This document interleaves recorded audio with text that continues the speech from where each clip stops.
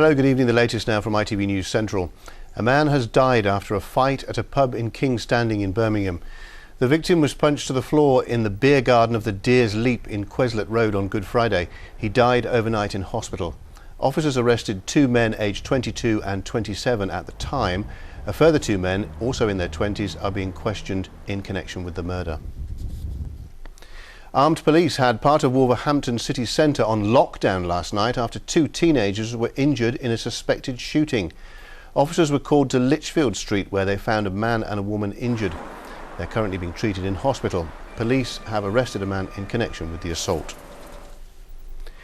Christians across the Midlands have been celebrating one of the most important dates in the church calendar. Worshippers packed into Derby Cathedral, where the Easter Day service began with a procession of church leaders and the choir. The best silver was specially polished, and an empty tomb reminded people of the resurrection story. But today was just part of a series of Easter events.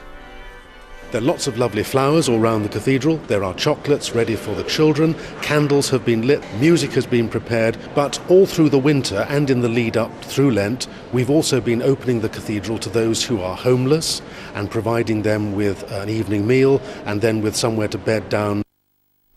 And thousands of people have been celebrating the Sikh festival of Vaisakhi today. This procession in Wolverhampton was one of many across the West Midlands. Vaisakhi, which actually fell last Monday, marks the day the Sikh faith was founded more than 500 years ago. It's just pulling all Sikhism together, isn't it? I mean, it just shows what we all fought for 300 odd years ago. It's important to obviously attend on the day, and it brings the whole community together. It's really wonderful to be here. It's a great atmosphere, it brings the community together. It's amazing. Happy Vaisakhi to everyone. Time now to take a look at the best of the weekend sport.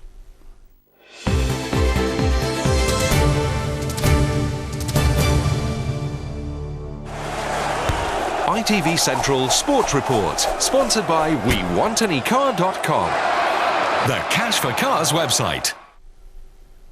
Well, after Derby ensured their place in the playoffs on Friday, it was up to Birmingham to try to distance themselves from relegation and Leicester to move nearer to being crowned champions. That to come, but first to the Premier League, where, as Steve Clamp reports, Aston Villa were hoping to put a difficult week behind them. Paul Lambert's first game since two of his assistant coaches were suspended by the club, and after four straight defeats, anything but a loss was an improvement. And they were lucky not to go behind when Southampton's Ricky Lambert missed an easy chance. Then Brad Guzan had to pull off a smart save to keep Steve Davis out. Villa's best effort came from El Amahadi in the second half, 0-0. Stoke continue to hold on to their place in the top half of the table, a game of two penalties with Cardiff ensuring a draw. Stokes slotted in from birthday boy Marko Antjevic. In the Championship, already promoted Leicester now need just one more win to go up as champions, having beaten QPR 1-0. David Nugent scored his 19th of the season. But Birmingham City are in ever-increasing relegation danger, losing 1-0 at Forest, the only goal coming after just 2 minutes from Matt Derbyshire. Birmingham now have 3 home games in a row. They've not won at St Andrews in over 6 months. And there's one game we must mention from League One. Wolves put on quite a show for their biggest crowd since 1981. Having already achieved promotion, they scored another 6, including a hat-trick from Noah Dicko.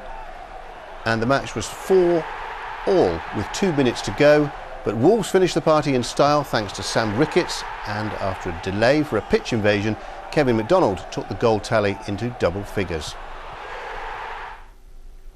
Motorsport, and Donington Park in Leicestershire played host to the second round of British touring cars this weekend.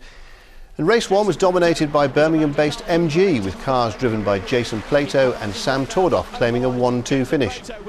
Reigning champion Andrew Jordan, who's from Lichfield, came third in his Honda Civic.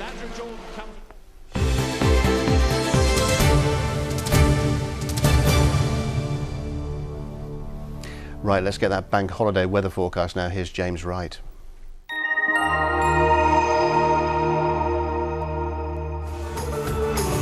A short break, whatever the weather. ITV Local Weather, sponsored by CenterParcs. Hi there, good evening. Hope you're enjoying your Easter weekend and not too many Easter eggs. As far as the weather goes, well, we had a bit of a near miss as far as rain's concerned, but showers is the word that will sum up the weather over the next few days. This low pressure system kept quite a lot of the rain to the south of us, a couple of showers knocking around in our patch, and over the next few hours we'll see a few more moving through, maybe a little bit of organised rain. Similar picture developing through tomorrow too, and like I say, that's the rest of the week pretty much summed up. As far as tonight goes, then that rain sweeping up to the north of us, it's going to move through reasonably quickly. Could be a couple of heavier bursts on there. Behind it, some dry and clearer weather. In spite of the clear spells, well, temperature's not going to dip too low, around 7 or 8 Celsius. Tomorrow morning then, dry start to the day, fair bit of cloud around, hopefully 1 or 2 bright or even sunny spells mixed in. But as we get into the afternoon, as some of that cloud breaks up, we'll start to see those showers really activate, and 1 or 2 of those could be quite heavy in nature, maybe even quite organised. Temperature-wise, stay out of the showers in the sunny spells. You could see 17 or 18 Celsius. And the next few days, temperatures back to where they ought to be, but quite a few showers knocking around. ITV Local Weather, sponsored by CenterParcs.